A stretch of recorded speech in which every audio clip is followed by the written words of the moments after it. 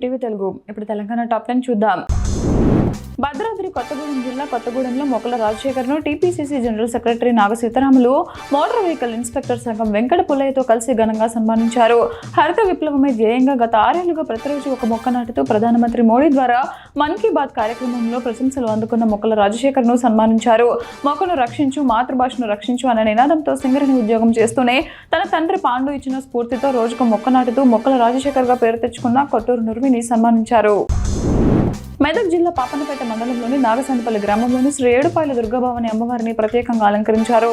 ఆలయంలో అమ్మవారికి ప్రత్యేక పూజలు, అభిషేకాలు, హారతులు నిర్వహించారు. ఈ అలంకరణ భక్తులను విశేషంగా ఆకట్టుకుంది. తెలంగాణ అప్పులపై చర్చకు సిద్ధమని మంత్రి జూపల్లి కృష్ణారావు ప్రకటించారు. తెలంగాణ భవన్ వద్దకు వస్తానని జూపల్లి కృష్ణారావు చెప్పారు. చర్చకు సిద్ధమని కాసేపట్లో కేటీఆర్, హరీష్ రావు తెలంగాణ భవన్ కు రానున్నారు.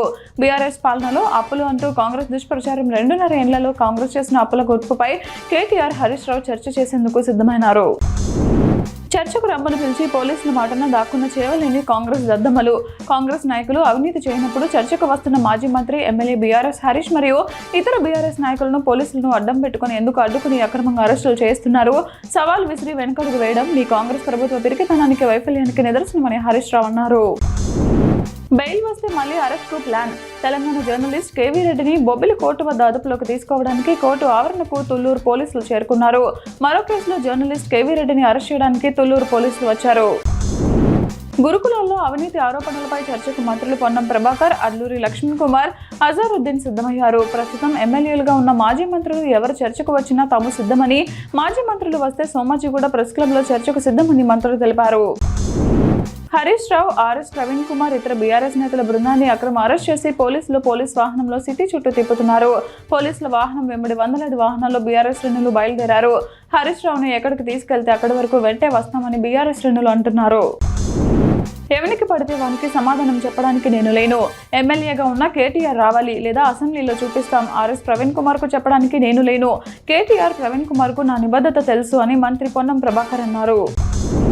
కాంగ్రెస్ ప్రభుత్వంపై మాజీ మంత్రి, బీఆర్ఎస్ వర్కింగ్ ప్రెసిడెంట్ కేటీఆర్ తీవ్ర ఆగ్రహం వ్యక్తం చేశారు.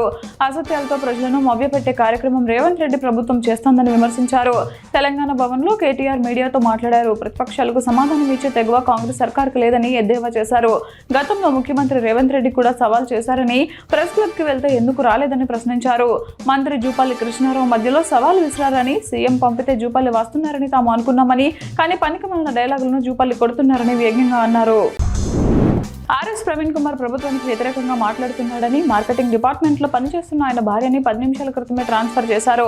ఇక్కడ తుగ్లక్ పరిపాలన నడుస్తుంది అని మాజీ మంత్రి, ఎమ్మెల్యే తలసాని శ్రీనివాస్ యాదవ్ అన్నారు.